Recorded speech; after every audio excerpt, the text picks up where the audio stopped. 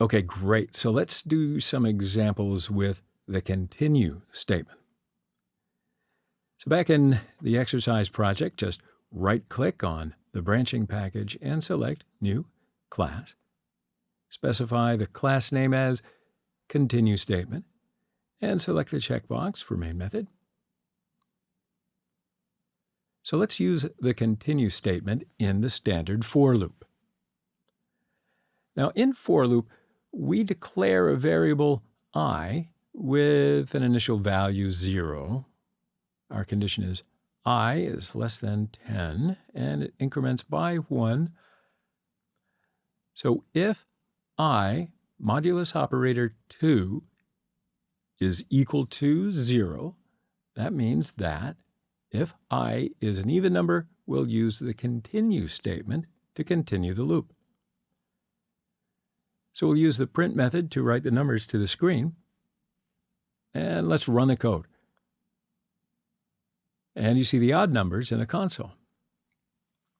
So in this code, if the number is divisible by 2, then it's even. And if it's an even number, then the continue statement is executed. So for this iteration, the execution of the print statement is skipped, and control of the program jumps to the end of the loop.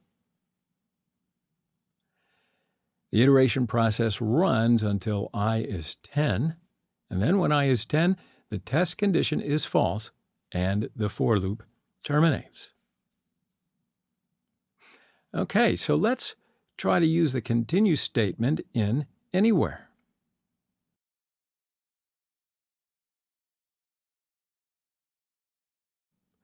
Now, let's declare a variable k with the initial value 50. So if k equals 50, we'll try to use the continue statement.